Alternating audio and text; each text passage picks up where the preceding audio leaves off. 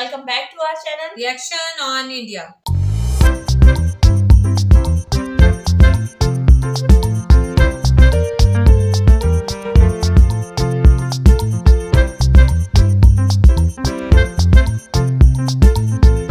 मेरा नाम है नाजिया। मेरा नाम है मिनाहिल। आज हम लोग जिस वीडियो पे रिएक्शन करने जा रहे हैं उसका लिंक और टाइटल मौजूद है डिस्क्रिप्शन बॉक्स में, जरूर से चेकआउट कीजिएगा इनके चैनल को। और अगर आप हमारे चैनल पे नए हैं तो जल्दी से सब्सक्राइब कर लें और ज्यादा से ज्यादा फ्रेंड्स एंड फैमिली के साथ शेयर करें। जल्दी से बढ़ते हैं वीडियो की जानिब और देख लेते हैं ये वीडियो। भारत को बड़ा झटका, रूस अब नहीं बेचेगा सस्ता तेल। क्या चीन और ओपेक ने रचा षड्यंत्र? अगर ये कहा जाए कि रूस की तरफ से भारत को तेल पर मिलने वाला सारा डिस्काउंट चीन ने निचोड़ लिया है, तो शायद ये कहना गलत नहीं होगा, क्योंकि भारत को रूस से 15 से 20 डॉलर प्रति बैरल के डिस्काउंट पर कच्चा तेल मिल रहा था, जो 5 डॉलर प्रति बैरल के डिस्काउंट तक पहुंच गया है। ऐसा लग रहा है जैसे भारत को मिलने वाले डिस्काउंट पर चीन और ओपेक देशों की नजर लग गई हो। इधर चीन ने रूस से भारी मात्रा में तेल खरीदना शुरू कर दिया है, जिससे भारत का डिस्काउंट प्रभावित हुआ। तो वहीं ओपेक ने तेल की सप्लाई ही कम करने की अनाउंसमेंट कर दी है। ऐसे में ये उम्मीद तो अब कम ही लगती है कि भारत में फिलहाल पेट्रोल डीजल के दाम कम होंगे। लेकिन आइए जरा बेहतर तरीके से समझने की कोशिश करते हैं कि तेल का ये पूरा माजरा है क्या। तो चलिए शुरू करते हैं हमारा ये इंटरेस्टिंग वीडियो। अब आप यहाँ इस खबर को बेहतर तरीके से समझ सकें, इसलिए हम आपको पहले इंटरनेशनल लेवल पर चलने वाले ऑयल ट्रेड के रूल्स के बारे में बताते हैं। दरअसल तेल के दाम इंटरनेशनल मार्केट पर उसकी सप्लाई और डिमांड पर डिपेंड करते हैं। यहाँ सप्लाई और डिमांड ये दोनों ही फैक्टर वाइस वर्सा काम करते हैं। जैसे जब तेल की डिमांड मार्केट में बढ़ती है तो उसकी सप्लाई कम होने लगती है और उसके दाम भी बढ़ जाते हैं। वहीं जब ऑयल की डिमांड कम होती है तो इसकी सप्लाई बढ़ जाती है और तेल के दाम कम हो जाते हैं। आपको याद होगा कि महामारी के वक्त जब दुनिया भर में लॉकडाउन था तो ऑयल की डिमांड काफ़ी कम हो गई थी। ऐसे में ऑयल एक्सपोर्टर देशों के पास इसकी सप्लाई यानी कि इसका स्टॉक बढ़ने लगा था, तो तेल के दाम भी काफ़ी कम हो गए थे। लेकिन जैसे ही लॉकडाउन खुला तेल की डिमांड तेज़ी से बढ़ी, तो फिर तेल की सप्लाई में कमी आने लगी और तेल के दाम भी बढ़ने लगे। तो अब सवाल वही है कि आखिर रूस ने भारत को तेल पर देने वाले डिस्काउंट में कमी क्यों की है।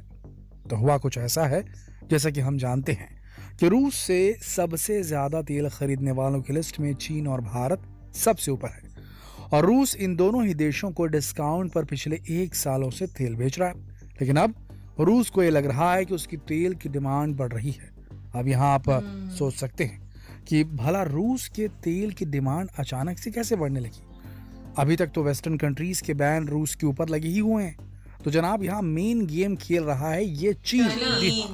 यहाँ ये षड्यंत्र रचा है चीन दुनिया का दूसरा सबसे बड़ा तेल खरीदार है। महामारी के बाद उसने एक बार फिर अपनी इकोनॉमी को खोल दिया और रूसी तेल का सबसे बड़ा खरीदार बनकर उभर गया है। चीन रूस का सबसे बड़ा तेल खरीदार है। पहले चीन सबसे ज्यादा तेल सऊदी अरब से खरीदता था, लेकिन अब रूस से ही ले रहा है। जी हाँ, चीनी सरकार के आंकड़ों के मुताबिक जनवरी और फरवरी में चीन ने सबसे ज्यादा तेल रूस से मंगाया। इस दौरान उसने रूस से 1.568 करोड़ बैरल यानी रोजाना 19.4 लाख बैरल कच्चा तेल खरीदा। ये पिछले साल की तुलना में 23.8% अधिक है। अब क्योंकि चीन रूस से ज्यादा तेल खरीद रहा है, तो ऐसे में रूस के तेल की डिमांड बढ़ ही तो रही है ना, और क्योंकि डिमांड बढ़ रही है तो फिर रेट भी तो बढ़ेंगे ही ना। हालांकि चीन का रूस से ज्यादा तेल खरीदना ये तो तेल के दामों में तेजी या फिर डिस्काउंट में कमी की मेन वजह है ही, लेकिन इसके पीछे कुछ और वजह भी है, और वो है पाकिस्तान और जापान। मीडिया रिपोर्ट्स की माने तो भारत और चीन को जिस तरह से रूस ने डिस्काउंट रेट पर तेल बेचा है, उसे देखकर अब पाकिस्तान और जापान भी लालच में आ गए हैं और अब ये भी रूस से कम दामों में तेल खरीदना चाह रहे हैं। यानी कि रूस के तेल की डिमांड तो यहाँ भी बढ़ने लगी है। अब जैसे कि आप जानते ही हैं कि डिमांड बढ़ रही है तो दाम भी बढ़ेंगी, लेकिन बात यहाँ सिर्फ डिमांड बढ़ने की ही नहीं है, बल्कि बात सप्लाई की भी है। जी हाँ, क्योंकि यहाँ रूस के तेल की सप्लाई में कमी भी आ रही है और सप्लाई में कमी का भी साफ मतलब यही है कि तेल के दाम बढ़ेंगे और दाम बढ़ेंगे तो फिर भारत को तेल पर मिलने वाला डिस्काउंट कम होता जाएगा। अब यहाँ सवाल ये कि आखिर रूस के पास तेल की सप्लाई क्यों कम हो रही है भला? तो जनाब यहाँ खेल है ओपेक का। ओपेक देशों ने यह सरप्राइज अनाउंस कर दिया है कि मई महीने से तेल के प्रोडक्शन में ही कमी की जाएगी, यानी इससे सप्लाई कम होगी और तेल के दाम भी बढ़ेंगे। यानी इससे ये तो साफ है कि भारत को आने वाले दिनों में झटका लग सकता है, क्योंकि अब भारत को रूस से सस्ते में मिलने वाला तेल शायद इतना सस्ता ना मिले। मीडिया रिपोर्ट्स की माने तो तेल पर मिलने वाला डिस्काउंट $10 प्रति बैरल से भी काफी नीचे $5 प्रति बैरल के आसपास आ चुका है। पिछले साल भारत ने रूस से $27 अरब का कच्चा तेल खरीदा। रूस से मिल रहे सस्ते तेल के कारण भारत को अपनी मांग को पूरा करने में मदद मिली। पिछले साल देश में पेट्रोलियम प्रोडक्ट्स की खपत 22.23 करोड़ टन रही, जो 2022 की तुलना में 10.2% अधिक है। इस डिस्काउंट से सरकारी रिफाइनिंग कंपनियों को अपने ग्रॉस रिफाइनिंग मार्जिन सुधारने का भी मौका मिला। जी हाँ दोस्तों, भले ही रूस पिछले साल से भारत को सस्ते में तेल बेच रहा हो, लेकिन इससे देश में पेट्रोल और डीजल की कीमतों में कम ही देखने को मिली। लेकिन हाँ, देश की रिफाइनरी कंपनियों को इसका लाभ जरूर हुआ है, क्योंकि रूस की ओर से मिलने वाले डिस्काउंट के बाद केंद्र सरकार ने पेट्रोल डीजल पर एक्साइज में कटौती की थी।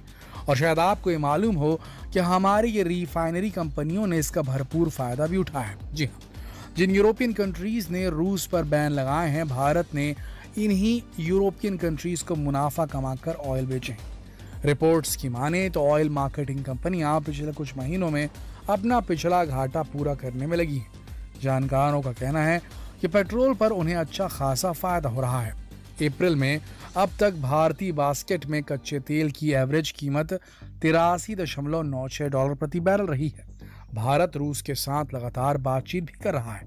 वहीं जहां भारत ने अभी तक रूसी तेल पर अमेरिका और यूरोपियन कंट्रीज की ओर से लगाए गए $60 प्रति बैरल प्राइस कैप से बहुत कम में ही खरीदी की है, उसे लेकर भी भारत अब सोच विचार कर रहा है। जी हाँ, क्योंकि एक और जहां रूस अपने तेल के दाम बढ़ाने पर लगा है, तो वहीं अमेरिका भारत पर यह दबाव लगातार बना रहा है कि वो $60 प्रति बैरल के कैप से ही रूस से तेल की खरीदारी करे।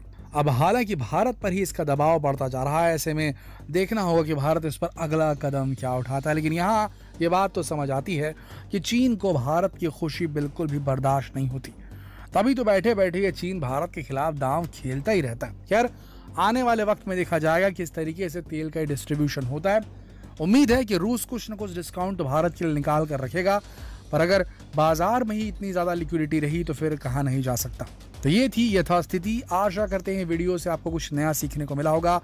अगर आपको नया कुछ लगा तो बिल्कुल इसे शेयर कीजिए फेसबुक पर, व्हाट्सएप पर, यूट्यूब पर। कल फिर मिलते हैं एक और दिलचस्प वीडियो में।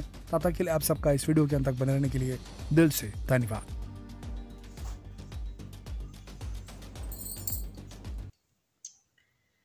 अच्छा, इसके ऊपर कुछ दिन पहले ही हमने वीडियो किया, 1-2 दिन पहले ही, और हम लोग बल्कि बाकायदा बहुत खुश थे कि मतलब एक मास्टर स्ट्रोक है इंडिया का कि वो रशिया से सस्ते दामों तेल क्रूड ऑयल खरीद रहा है, उसको रिफाइन कर रहा है और फिर वो यूरोपियन ममालिक में उनको सेल आउट भी कर रहा है। तो मतलब मुझे ऐसा लगता है कि अमेरिका ने जब ये देखा कि यार ये तो इतने सस्ते दामों ये ले रहा है और हम जो है वो ज़्यादा महंगे से इनसे ले रहे हैं, या फिर उन्होंने कुछ सैंक्शंस भी लगाए हुए और वो रशिया पर दबाव भी रखना चाहता है, क्योंकि वो उनकी सारी तवज्जो जो है यूक्रेन की तरफ है, या वो यूक्रेन का साथ दे रहा है इस वॉर में, रशिया यूक्रेन की वॉर में।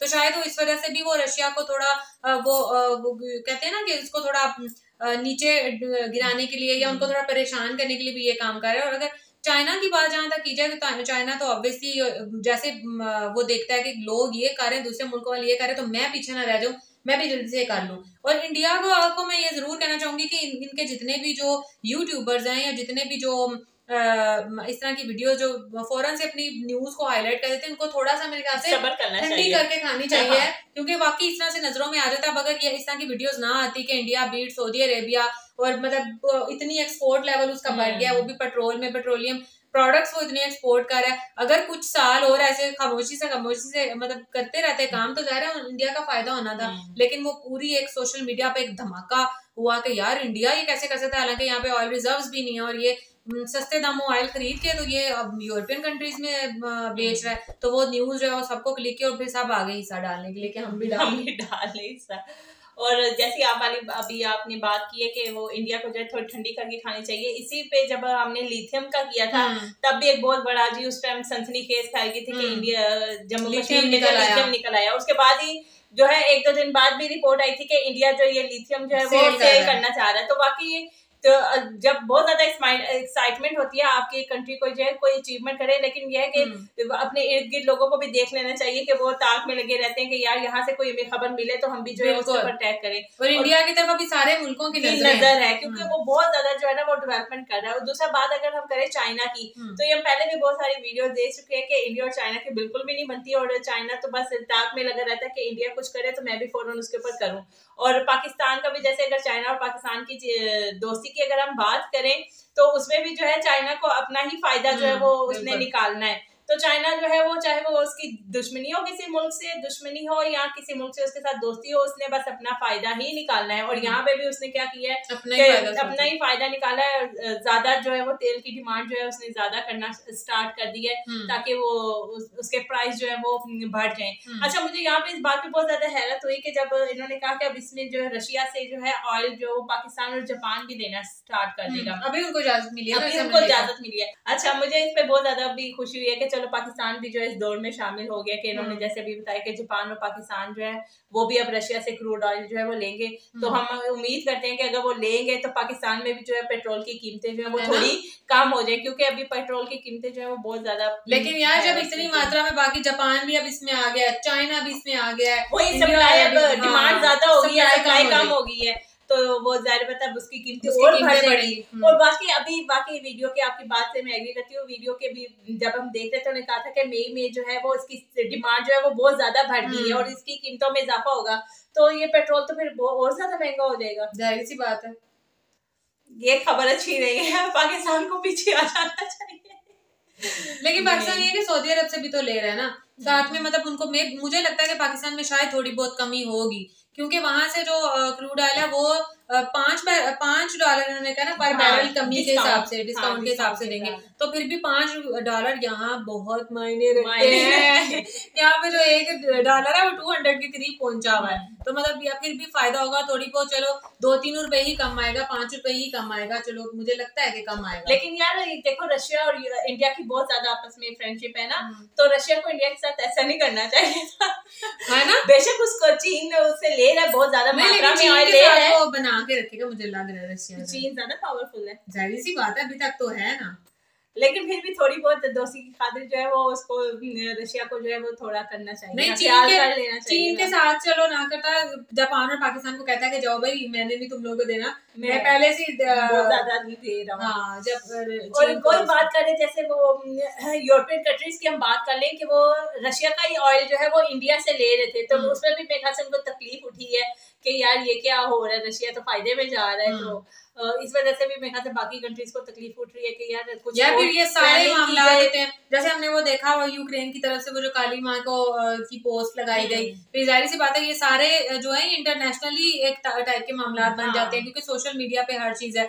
तो मे बी ये चीज भी यूएसए देख रहा हो कि यार ये मामला हो रहे हैं, और फिर जो है ये यूक्रेन जो है वो नीचे। और मैंने कल एक और वीडियो भी देखी थी जिसमें रशिया ने यूक्रेन के आई थिंक, यानी यूक्रेन ने रशिया के कैपिटल पे वो किया है, हाँ उनके जो कैपिटल का वो जो ऊपर वो एक डोम सा बना हुआ था उसके ऊपर बकायदा कितनी देर वहां पर आग लगी रही है। और वो जो पुतिन है सब उनका फिर पूछ रहे थे कि वो खैरियत से हैं, तो वो खैरियत से ही थे, तो उन्होंने डायरेक्ट वहां पर, हालांकि वहां से बहुत दूर है मतलब उनका ना जो कैपिटल है, लेकिन डायरेक्ट वहां पर उनका जो ड्रोन अटैक हुआ था।